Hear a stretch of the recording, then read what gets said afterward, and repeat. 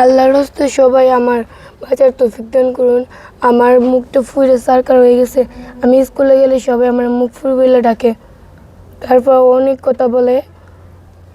ইয়া রাব্বুল আলামিন, দেখুন দেখুন ভাই, চেহারাটার অবস্থাটা দেখুন।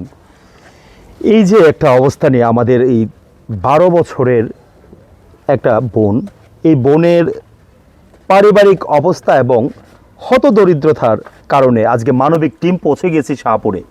এই বোনটিকে যথেষ্ট পরিমাণ সহযোগিতা এবং প্রবাসী ভাই আপনাদেরকে সেলুট জানাই। আপনাদের একটা টাকা বিফলে যাবে না। এই বোনটিকে যদি প্লাস্টিক সার্জারি করতে পারি, সর্বোচ্চ দোয়া এবং আপনার পরিবারের জন্য অনেক অনেক ভালোবাসা জানাবে এই পরিবারের পক্ষ থেকে।